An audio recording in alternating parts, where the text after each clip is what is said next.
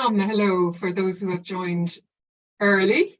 You're very welcome to the GEM webinar on national reports for Canada and Saudi Arabia. We're just going to wait a minute or so that others can join. We actually have a large contingent of registered participants, many of whom are actually interested in getting the recording, but we should have maybe 40, 50 participants online. So we're just going to wait for them all to come on board. And when it looks like the participants are slowing down, we'll start the webinar. That should just be no more than 30 seconds to 1 minute. Okay, thank you.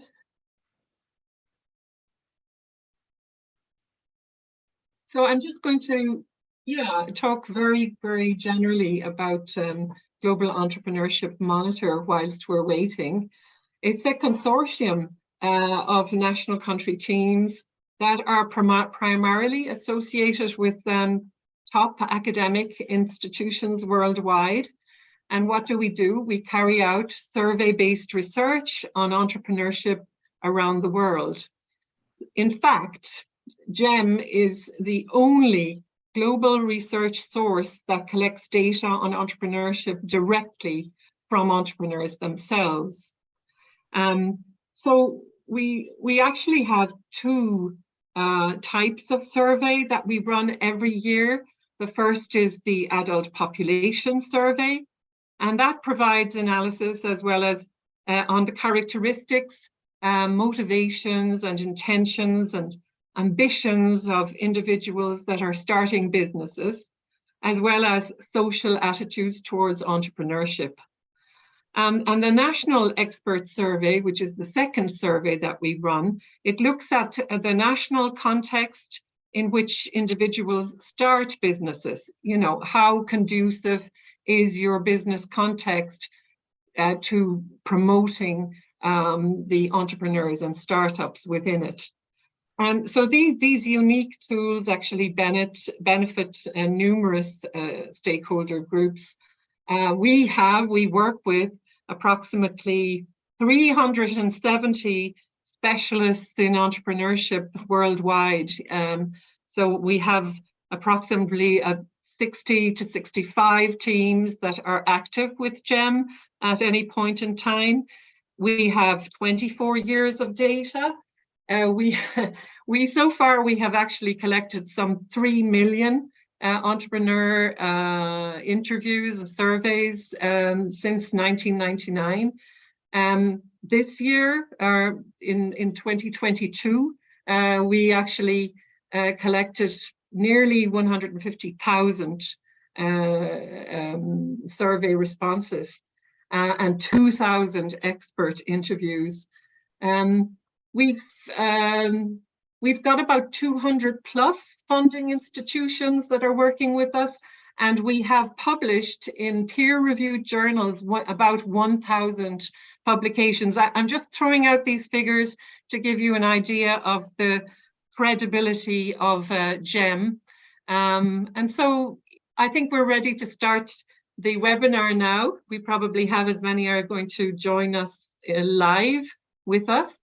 And as I mentioned, well, first of all, my name is Aileen Ionescu Summers. I am the Executive Director of GEM.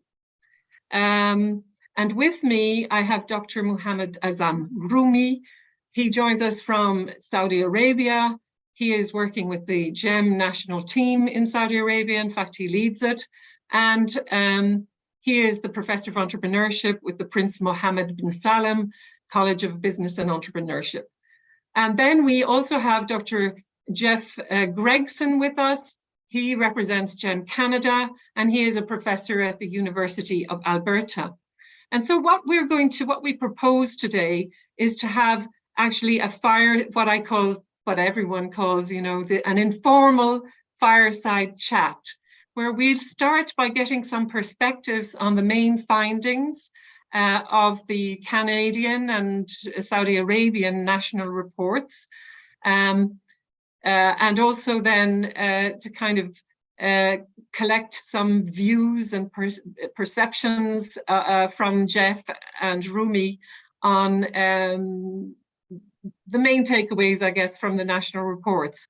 And then we'll actually ask you to put in the chat, well, the Q&A actually, the Q&A, put all your questions. If you have observations, maybe put them in the chat, but your questions, specific questions to the participants, to the panelists in the Q&A. So I'm going to start off with Geoff from GEM Canada, and handing over to you, Geoff. Thank you very much. That's great. Well, thank you, Aileen, and good day, good morning, good afternoon, good evening, wherever you are. It's a real pleasure to be able to provide some background to the GEM Canada report for 2021-2022. So Aileen asked to maybe identify some nuggets that came out of the most recent report. So that's what I'd like to do over the next few minutes. I want to start off with perceptions of entrepreneurial skills. And as we know, these are the attitudes towards the entrepreneurial skills that are essential for the intentions to actually start a business. So we found that 7 out of 10 Canadians identify good opportunities to start a business in 2021. Canada's perceived opportunities to start a business increased to the highest level since 2016 using Canadian data. And one of the things just to keep in mind when we were looking at comparing Canada to other countries, we typically look at comparing against the other G7 countries. So that's the USA, the UK, Germany, Japan, Italy, and France. And Canada had the highest level of intention to start a business amongst the G7 economies in 2021. And we think this result may reflect the significant increase in perceived opportunities, the increase in perceived capabilities, and a lower fear of failure rate. Canada has a very high fear of failure rate. It's typically the highest in the G7, and was the third highest of the 47 GEM economies in 2021. But overall, when we're looking at entrepreneurial skills, the questions on entrepreneurial skills, we find that Canadians appear much more optimistic about starting a business in 2021 compared to 2020.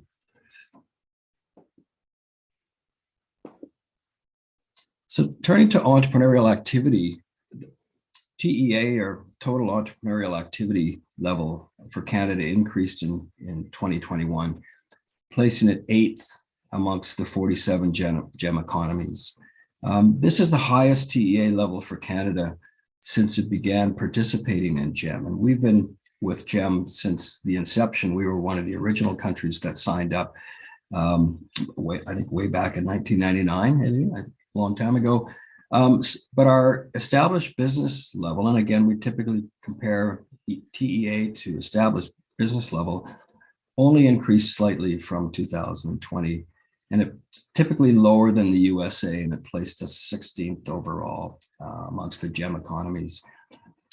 An interesting one that we typically look at, and certainly it's of interest to policymakers here in Canada, is the ratio of TEA to EB activity, which remains the highest in the G7. What this suggests is that a fewer proportion of Canadian startups transitioned into established businesses. And I'll talk a little bit more about that, maybe some of the reasons for that. One of them is related to the environmental factors, or the framework conditions, as we call them, and we'll talk about that in a minute. Now, related to EB, the low EB level is probably Canada's high rate of discontinuance and exits of businesses, highest in the G7, which may be contributing, like I said, to the Canada's low EB rate. And the most common reason for discontinuing a business in 2021 was an opportunity to sell the business, which we found interesting.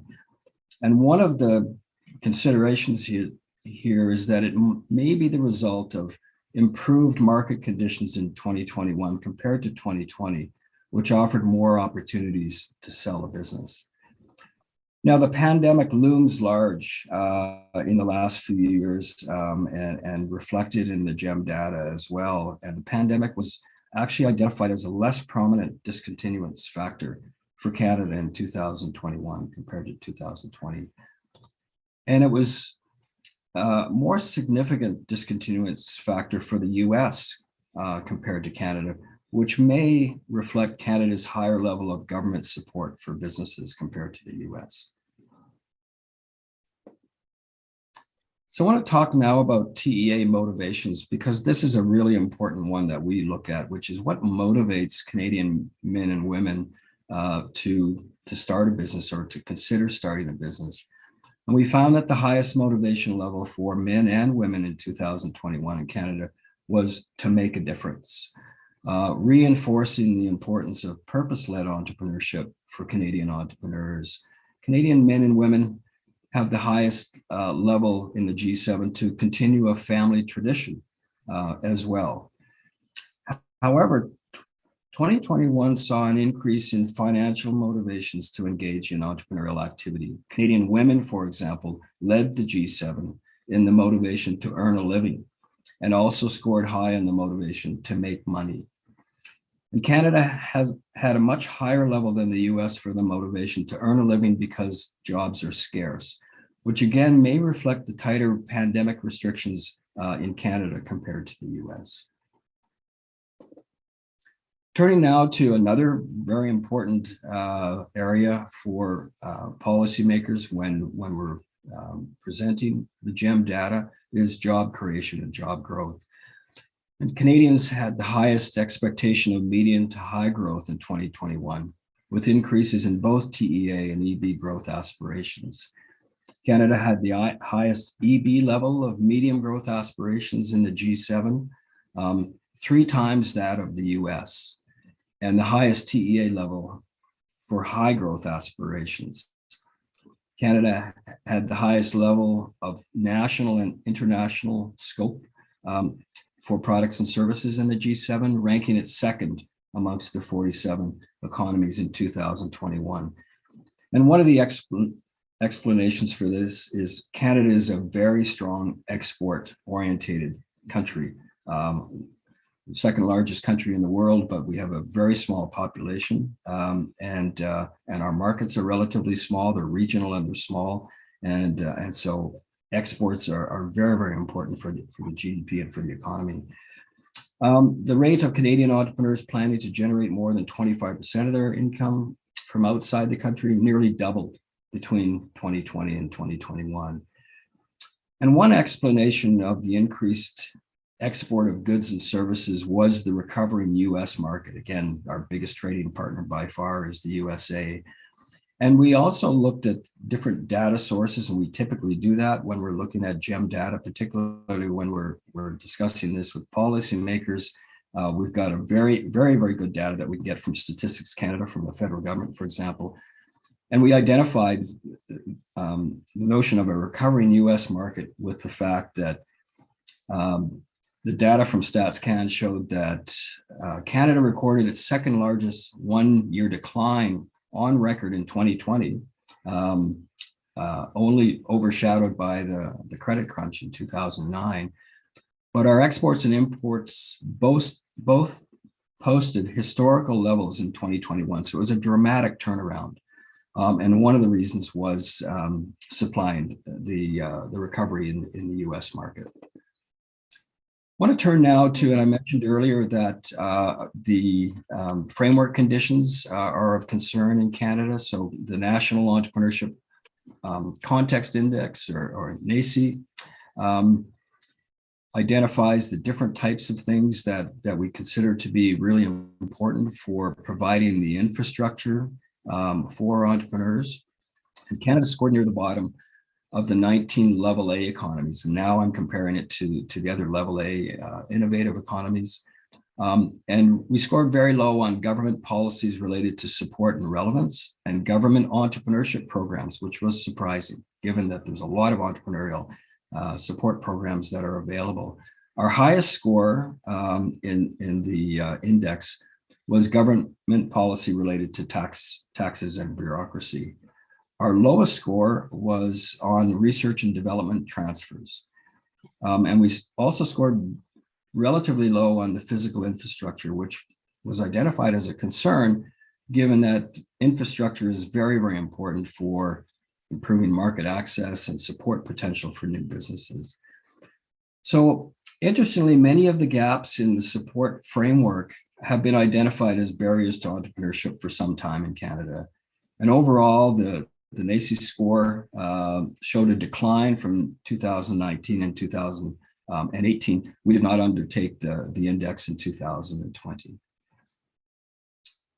So those were the, I guess, the key takeaways, if you will, and maybe I'll stop there, Aileen, and Okay. with you.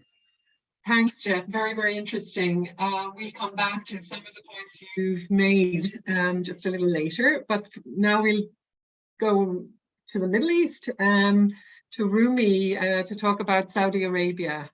Thank you. Thank you, Eileen. Thank you very much.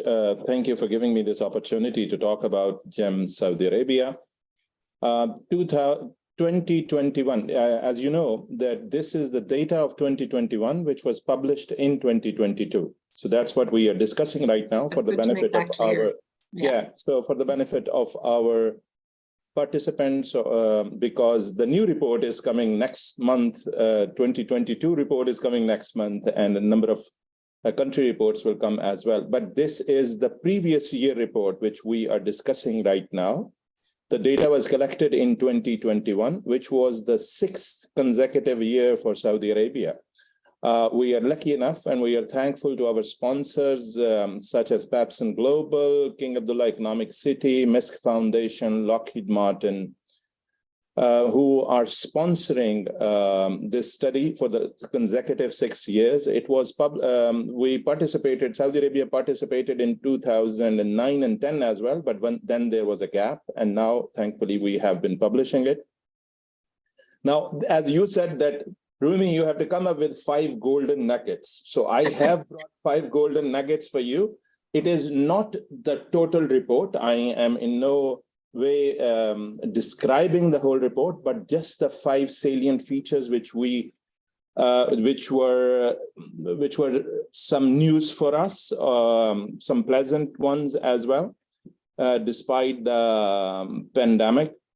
Now, the first thing which we came to know was that societal appreciation of entrepreneurship have become stronger. And for the benefit of our participants, when we are talking about societal appreciation, there are 4 things. The first thing is that, is entrepreneurship a good career choice? When we asked this question, 96% of the participants of the study said yes. High status, 97%. Media attention, 95%. And above all, ease of doing business, 94%. Now, if you just give me a minute, my battery is going down. I need just a second. Yes, no problem. I should explain, because we did get a question from Folahana Yeni. I don't see the PowerPoint slides, but actually both of our panelists today have opted to just talk informally rather than show slides. So that's as an explanation. There are no slides, but however, in the national reports, which you will find on our GEM website, I hope they're loaded there, and you will find the actual graphics related to everything that is being discussed today in the national reports. Excellent. Thank you, Eileen. So no problem. Definitely the prime reason is the policies and initiatives taken by the government to promote the entrepreneurial culture. Now, these figures have improved a lot during the last 6 years. In the beginning, when we did it, when we collected data in 2016 and published in 2017, we were in 70s and 80s. But here we are now talking about the figures above 95%. Mm-hmm. The commitment is at the highest level as far as the government is concerned. In the ministries, and there is a Small and Medium Enterprise Development Authority, which is called Munshaat here, and they have improved the regulatory environment here, media, social media is glorifying entrepreneurs. There are exhibitions, fora, conferences. There's hardly any week when some event is not happening. There are student competitions happening in school and universities, boot camps, programs, training, mushroom growth of incubators and accelerators in the last 6-7 years. And those are evident in our study as well, in GEM. Over a number of years, the things have improved as far as societal perceptions are concerned.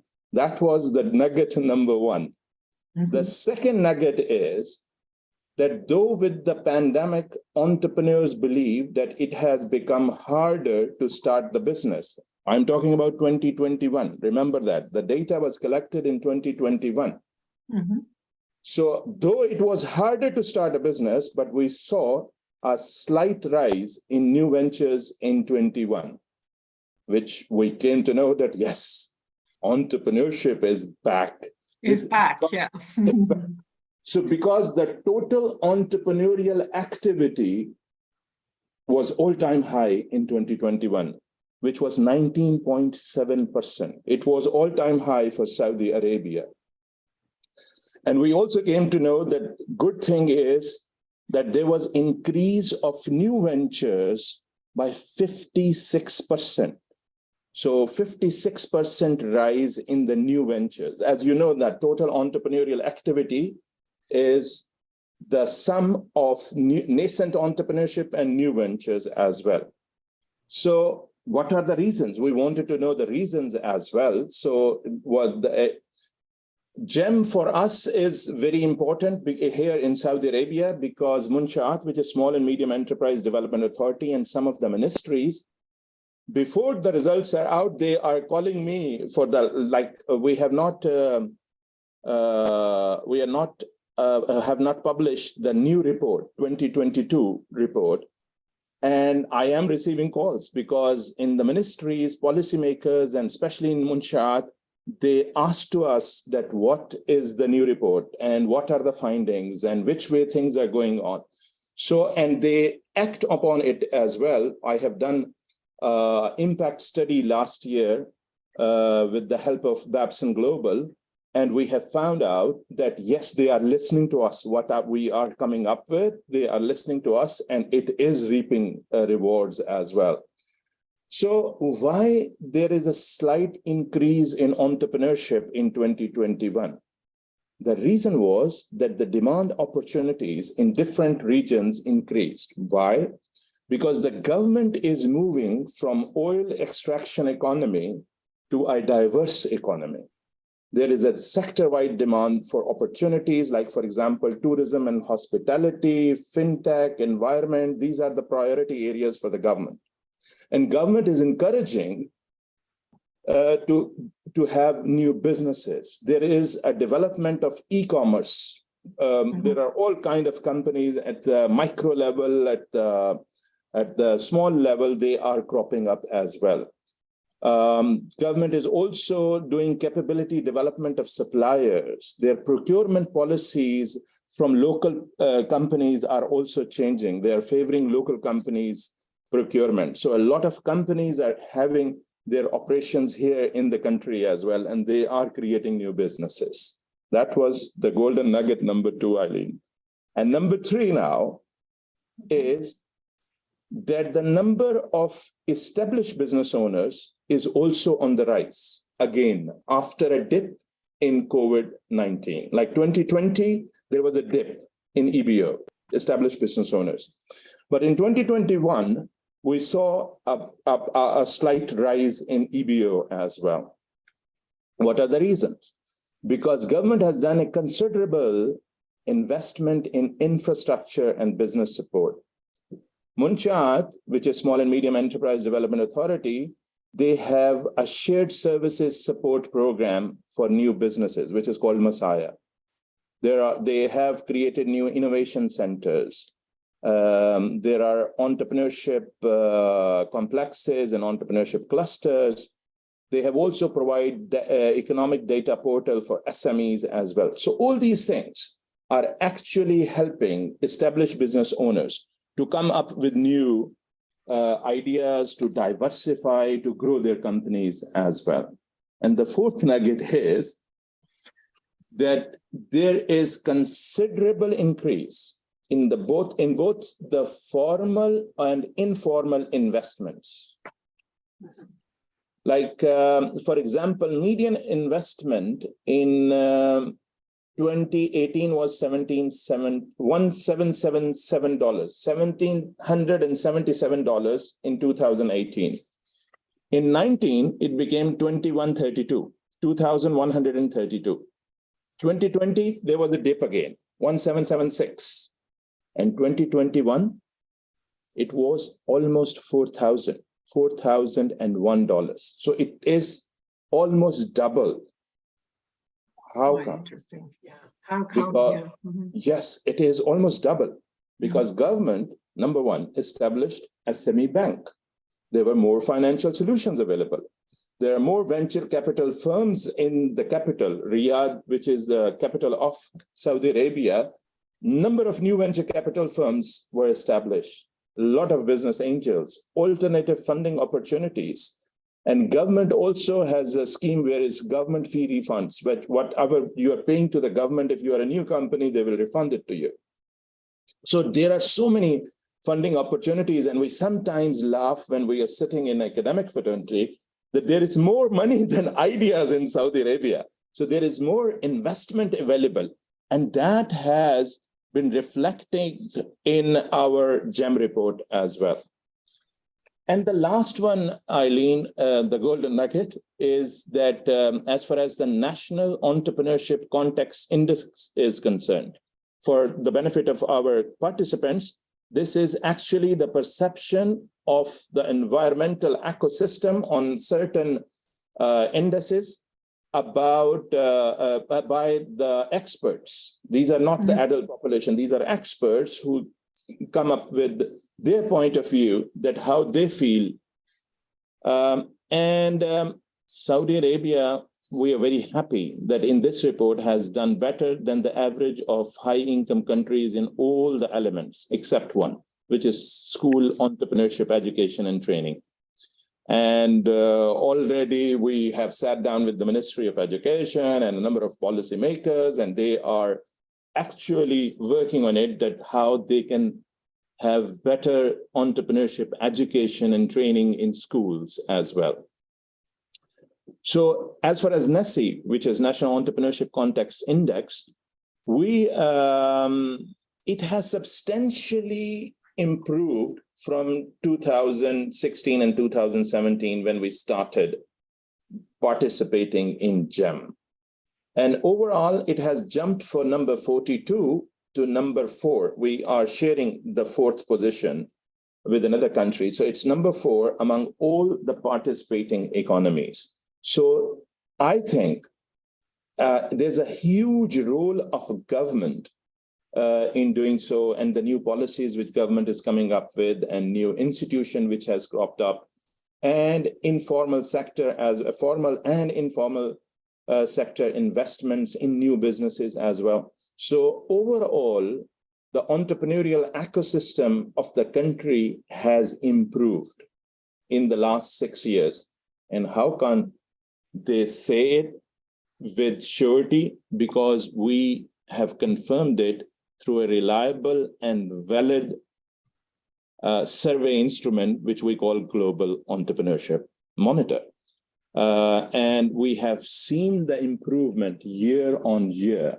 And then we are also seeing that what is the reason, what is the cause because of which this improvement has been happening. So there is a visible correlation that how the private sector, the public sector is appreciating entrepreneurship at different levels, and how it has been translated into entrepreneurial ecosystem development here in the country. I hope, do I have to repeat those 5 golden nuggets and summarize them? Or run that by us again? No, it's good. It's good. Thank you very much, Roomi. I'm glad that you pointed out that we are actually looking here at the 2021 data.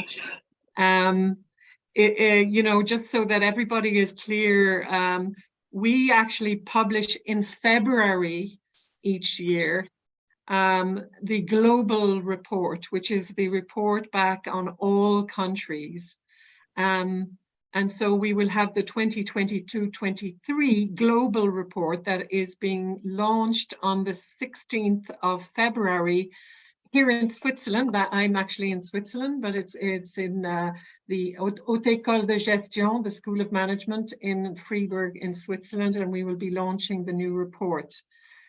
So what Geoff and Roomi have been referring to is are the results from our last report, and this is actually the last webinar that we will be giving on the 2021 results. I actually have a question for you, and thank you very much. I see that there's already some questions on the Q&A, but I'm going to ask some general questions first. We named, you know, the global report, we named it, okay, the global report for Global Entrepreneurship Monitor, we called it Opportunity Amid Disruption, okay? And I'd love to have both of your points of view, Geoff first maybe, and then Roomi, on, you know, are we talking about, certainly it seems that way where Roomi is concerned, there seems to be opportunities and it's coming over big time.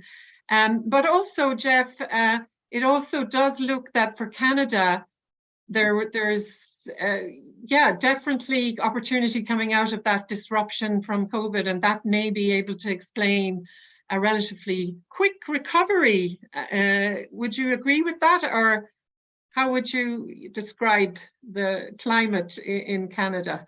Yes, I would agree with that. I think that we were actually surprised with the results from 2020, which identified, and even in the global report, GEM report, identified that Canada actually, compared to some of the other countries, G7 or innovative level A economies, was actually looking reasonably good.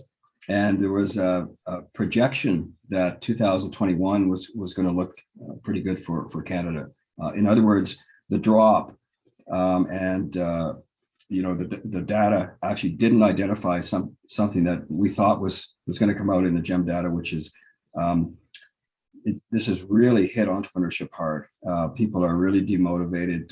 The expectations of starting a business are going to be much lower than the previous year, and that wasn't the case.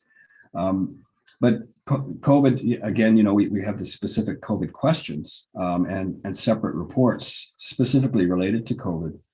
I think Roomi identified or alluded to that a little bit, the fact that there was definitely a lot of entrepreneurial interest in where the opportunities were coming from despite COVID. And some of it, again, we think about opportunistic entrepreneurship versus entrepreneurship that is a requirement because you've lost your job, necessity entrepreneurship, as we call it. But in fact, it seemed like it was very opportunistic, and we identified differences across the sectors. As you know, food and beverage, for example, hospitality were hit extremely hard in many countries, and certainly Canada. We saw that. We noticed, and we haven't really talked about this, but taking a look at the sectoral differences, and Roomi had identified the diversification strategy that's going on in Saudi. Well, that's a huge policy issue here in Canada as well. A lot of our, especially where I'm in Alberta, it's the extractable industries, oil and gas, and the diversification away into other areas is underway. And I think COVID has also shed a light on the importance of diversification and moving away from the consumer products area where you're competing, you know, not only nationally but internationally in very what we call red ocean markets where there's a lot of competition. But the government has played a very, very important role in the regional development agencies that we have in Canada related to diversification. Okay, well, thank you. I actually think, Roomi, where you're concerned, there is a certain dynamism around the entrepreneurship environment in Saudi Arabia that is at play at the same time as, taking opportunities coming out of the pandemic. Maybe can you talk about those? Maybe there are also other factors. And also, if you don't mind, please include a little bit about women's entrepreneurship, because we have a question about that here, the gender side of things. Perhaps you can comment on that as well. Right. Yeah. So as I explained earlier, that even before pandemic, under the patronage of new government, it was decided that Saudi Arabia had to diversify. They don't have only to be dependent on oil economy. And there are a number of priority areas which have been identified by the government, such as travel and tourism, such as fintech, such as digital technologies. So it was a news item in the newspaper yesterday that at Davos, the Minister of Investment announced a number of new projects which we have planned to do as far as digital technology is concerned. And there is a trickle-down effect. There are, for example, Saudi Arabia wants to invest 50 billion riyals in the gaming industry. And yesterday, I had one of the gentlemen in my class as a guest speaker who started a company during pandemic in the gaming industry, and he has already received Series A, a considerable amount of money in Series A as well. He has generated that money. He has come up with a number of games as well. So, and he was telling me that a number of new entrepreneurs are going into that particular industry because, yes, they are young. You should not forget that most of the Saudi population is young. It's youth. Yeah, young. So these priority areas are so attractive for them as well, such as fintech, such as digital technology, such as gaming, such as tourism and hospitality. So that's what has been happening even before pandemic. And during pandemic, then yes, Saudi Arabia suffered huge losses as well as Hajj and Umrah tourism was concerned, because as you know, that Muslims from all over the world, they come for Hajj and Umrah here, and it's a huge source of income. And a number of small businesses and large businesses are involved in that particular industry as well. And they are making billions every year in dollars. So during the pandemic, it was closed. There was a sudden drop in the revenue as far as the government is concerned, and most of the businesses suffer, which were in that industry. So government came up with an idea of increasing travel and tourism, diversifying travel and tourism in other areas as well. So a number of new sites have been developed, and a number of new companies have cropped up to fill that gap, because that kind of tourism was not there due to certain reasons. And now, because government has announced a number of programs, a number of favors, a number of business development support services, that's why this is one of the reasons that a lot of new companies are cropping up as well. Now, I can see that question from, I think, Shaya Ashuri. She has asked that women contribution in entrepreneurial activities. So we also do a women's report every 2 years here under the umbrella of GEM. So Global Entrepreneurship Monitor has women reports every 2 years. Though in our main report, annual report, there is involvement of women as well, and we ask them questions as well, but we do a specialized study as well every 2 years to find out that how is the situation as far as women's entrepreneurship is concerned. And I am very glad to report, because my area is women's entrepreneurship development. That is my research area. So I'm very glad to report that the things have changed dramatically in the last 6-7 years as far as women's entrepreneurship is concerned. And the total entrepreneurial activity in women has increased manifold as well. And there are a number of initiatives and a number of programs which have been only targeted for women entrepreneurs in the kingdom as well. And more women are coming into the mainstream entrepreneurial activities. Well, that's, I mean, absolutely great to hear. Just to add, where women's entrepreneurship is concerned, our organization is actually focusing on women's entrepreneurship, and shortly we will also focus on the contribution of entrepreneurship to the Sustainable Development Goals. Those two special topic areas are of priority concern for GEM. And so for the last 3 years, actually, we have produced a global women's entrepreneurship report every year, and we will be doing so again in 2023. The Women's Entrepreneurship Report, based on the 2021 data, is now available on the GEM website. It's a global women's entrepreneurship overview, so it will definitely include Saudi Arabia and Canada and many other, all of our participating countries. And you will get an exceptional overview of gender differences between countries on women's entrepreneurship. And the good news is that women have shown themselves to be particularly resilient despite the odds, because women do not get the support that necessarily men can access in terms of, access to finance, et cetera. But however, women are holding their own, and you may like to know just a little tidbit is 1 in 3 high growth entrepreneurs worldwide is led by a woman. High growth businesses worldwide is led by a woman entrepreneur. So actually women are holding their own despite the difficulties that they experience. However, that doesn't mean that they're home and dry, because they need a lot more support.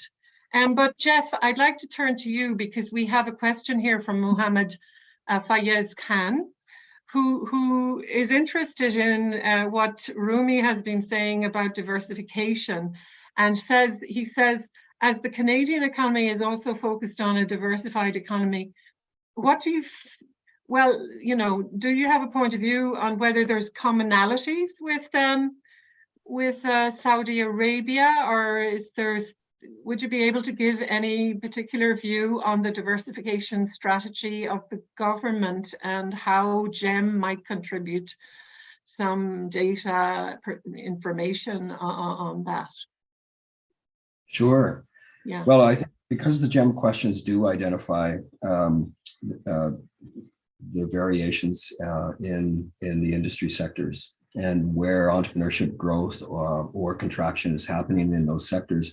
And it's always interesting when we take a look at the data, because we also, as Roomi's identified, we also identify what is behind the scenes with the government levers, and whether we're seeing a cause and effect that's occurring from year to year related to the government policies. So the government policies here are very much around leveraging the capabilities that have been developed in, for example, the oil and gas industry, which is a lot of technical expertise, and being able to move that almost sideways into other opportunities. And so what we are seeing, because there's always a concern here that there's a crowding out effect of the extractable industries, oil and gas in particular, where a lot of the great entrepreneurs would actually go into an industry where, can you still hear me? It looks like I hear you. You were cut off a little bit. You were sorry. Sorry. You're okay now, though, I think. Right? Okay, good. Maybe I'm not paying my internet bills here. I'm not really sure. No, it's okay. You're loud and clear now. Okay, sorry about that. So the idea is to be able to leverage a lot of the inherent capabilities that are in the economy, and be able to grow from a lot of those bases. I think there definitely is some similarities. Obviously, Saudi is very much reliant on the oil and gas industry as we are here. But there's been a lot of effort to also identify where the demographic differences are. And so we noticed with the GEM data, for example, that there was a shift to a younger TEA cohort in 2021.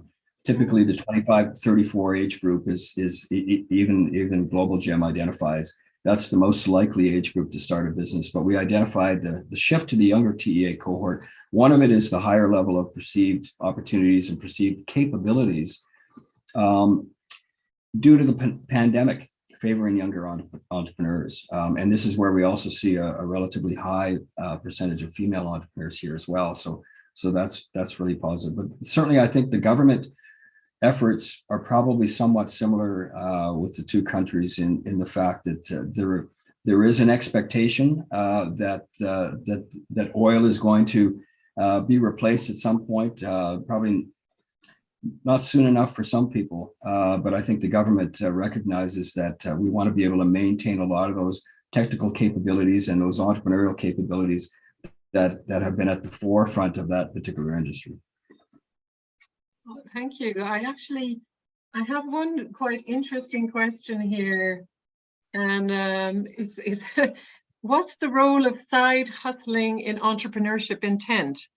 So, as I understand it, probably side hustling is taking on a type of employment outside of one's full-time job. So, it would be someone who has a job and who then engages in an entrepreneurship activity. Do you have any comment, maybe, Roomi, on that? Or yeah, so traditionally in Saudi Arabia, government sector was very lucrative. So everybody, almost everybody, because the population is not that large, so almost everybody who was literate enough, they had a job in the government sector traditionally.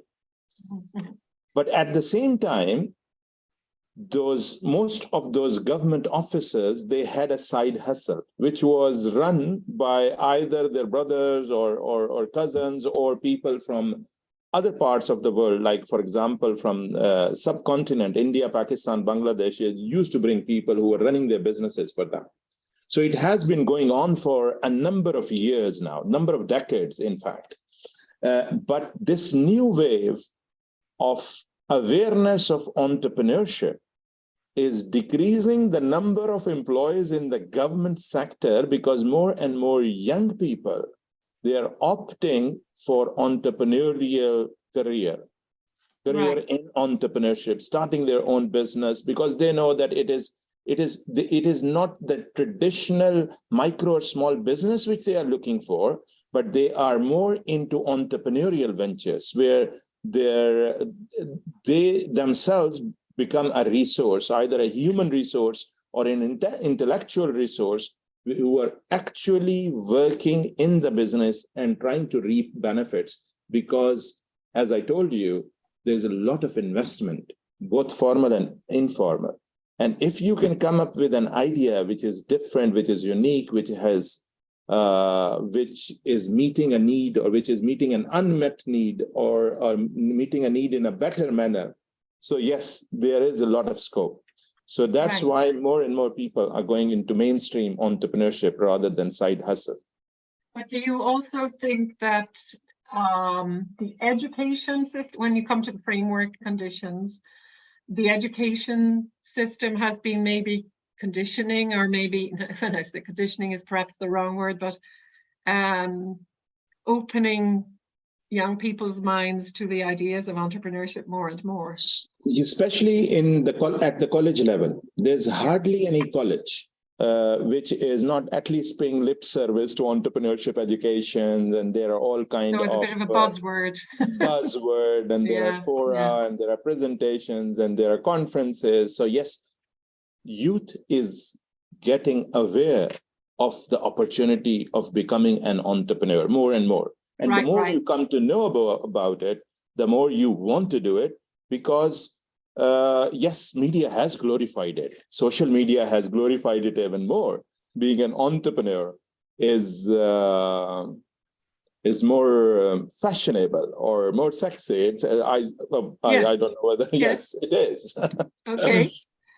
Geoff, same question, actually. Do you think, I mean, you indicated that younger entrepreneurs were really very dynamic coming out of the pandemic period. Do you think that this is at least partially due to the framework conditions changing, the policies around education, etc., or is it something else going on? Oh, I'd agree. I think the other factor is the reality about employment in medium and large organizations.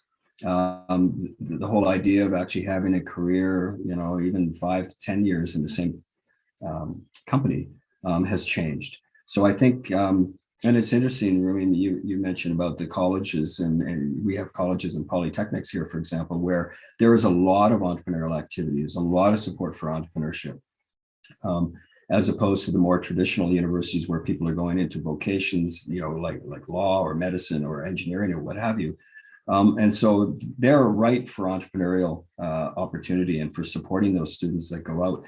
We still talk to students about, getting a little bit of experience, but I think what I'm noticing, certainly on the post-secondary side, is the recognition that developing your own skill set and then being able to be employable either as a consultant or as somebody that comes in on a short-term contract, that's very, very different than the previous generations. And so I think this generation really recognizes there's a need to really skill up themselves and to be responsible for their own careers, that there's not going to be a company out there that's going to hire them, and hold them into an opportunity where they climb the ladder and so on. So, and related to the gig economy, I think people are also experimenting on trying something, like trying a side gig. One of the things, very quickly, just to recognize this notion of talent tied up in government, we noticed that. And so, as you know, we've got the EEA with entrepreneurship, and we identify that in GEM. And we identify that in some regions, the real entrepreneurial talent is actually tied up in government. And how do you pull some of these people up, not only for them to be entrepreneurial and innovative within their own organizations, which is really important, but for some of them to take the risk, especially if the framework conditions are right, to kind of spin out and start their own business. Thank you very, very much on that. I'll actually stay with you a little bit for the next question. Have we actually exploited, I think, yeah, you have really spoken about, young versus senior. Are there any other comments on that, youth versus senior, that you may not have mentioned because we have a specific question on it here? Any differences in senior entrepreneurship against young ages? So, sorry. Geoff, yeah. Yes. Yes. Again, the government has recognized that senior entrepreneurship is very important, and it's also interesting. Okay. And we get in the profile of senior entrepreneurs. We have these things in Canada, which is top 40 under 40, right? And now it's top 60 under 60, and now it's top 70 under 70, right? So there's a recognition in the media that senior entrepreneurs are starting some really interesting businesses, are coming in to mentor younger entrepreneurs. So it's that experience and that expertise that we don't want to lose, and it's being more recognized in the community now. Okay, I'm just moving on to a question, and Alicia, thank you very much for answering this online, but just so that everyone is aware, there's a question about sustainable entrepreneurship. And actually, it's important to say that we have been, for the last 2 years, we've been collecting some indicators on that can contribute to our understanding of the contribution of entrepreneurship to the Sustainable Development Goals.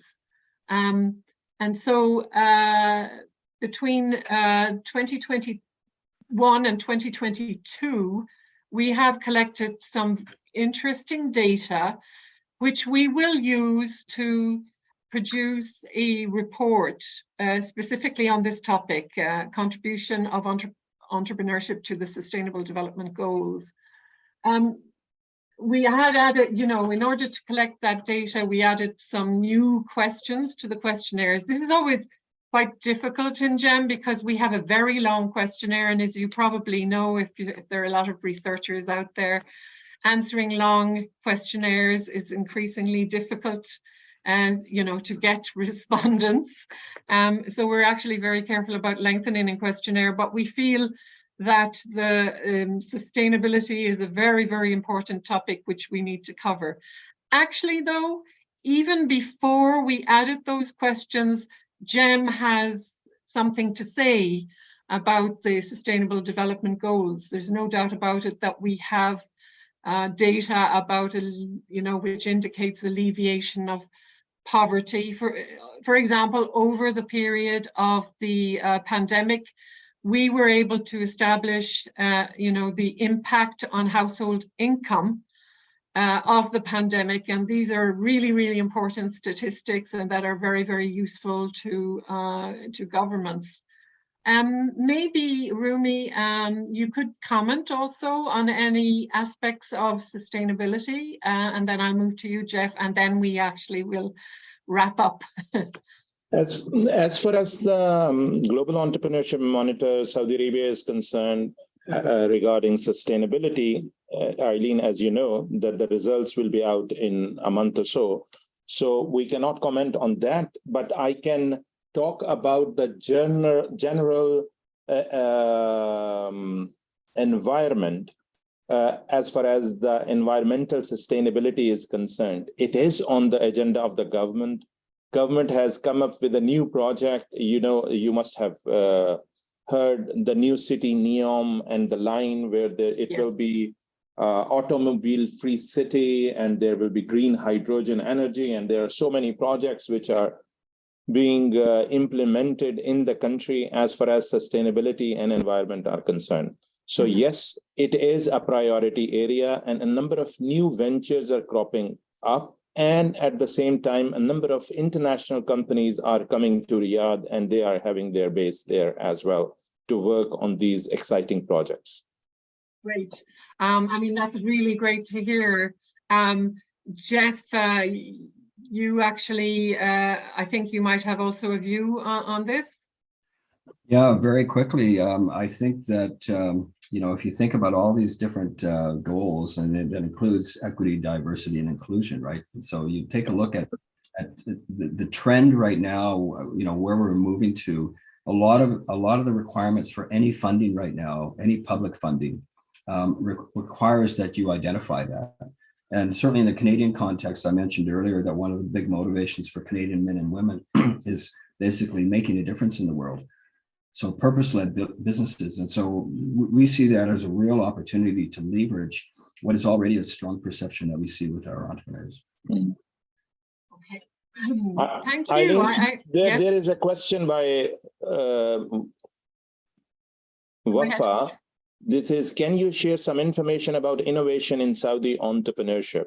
So yes. Can I quickly, very quickly, universities are playing a huge role. King Abdullah University of Science and Technology and King Fahd University of Petroleum and Mineral Engineering, they are working heavily into that. And you know, there is a GE Global Innovation Barometer where global business leaders, they talk about that what they think, what is happening in different countries. In 2022 study, they found that Saudi Arabia has risen sharply in that because government is putting a lot of efforts into innovation development. As I told you, that even Small and Medium Enterprise Development Authority is setting up innovation centers. So where you can share the resources to come up with new ideas and come up with prototypes and other things. And there are free lab facilities, and there's so many other things which they are doing as far as innovation is concerned. The country is changing. Yes. I mean, and you, Roomi, and the Canada team, when you come to our launch next month in Switzerland, you're going to get a veritable bath of Swiss innovation because we have all the main players that will be there at the launch on the 16th of February in the School of Management in Freiburg. So we're looking forward to that. One thing I will just say is that we are always open to new countries joining GEM. So you can find information about joining GEM as a national team. I saw that Ethiopia, for example, there was a question about Ethiopia and there was a question about smaller countries. Well, you can find out about joining GEM as a national team directly on our website, which is on the screen right now. You can visit GEM, www.gemconsortium.org, if you want to find out about how to become a national team. And then if you know of anyone who would be any organization or any entity that might be a good sponsor for GEM, we're always interested in this. Why? Because in order to launch these special reports, and in particular, I'm interested in finding out more about possible strategic sponsors. When I say strategic sponsors, we're looking for organizations that have similar ambitions to promote entrepreneurship and who can actually provide us with some resources so that we can really profile these special topic reports and also the global reports. So, and there's my pitch. Please do connect with us on Twitter, Facebook, LinkedIn. We'd be really, really happy for anyone to kind of link in with us. And it remains for me to just thank you very, very, very much, Roomi and Geoff, and everybody who registered with us today, especially those who joined us online. The recording will be sent out to the remainder of the people. And thank you for your questions. That really helped us, I think, to have a really good conversation. So thank you, everyone. Thank you. Thanks to Kevin as well, who is running the whole show. And yes, indeed. Thank you, Kevin, who really has coordinated this, and we're very grateful for that. So see you next month, actually. And looking forward. Yeah, and goodbye to everyone. Thank you. Thank you. Take care. Bye-bye.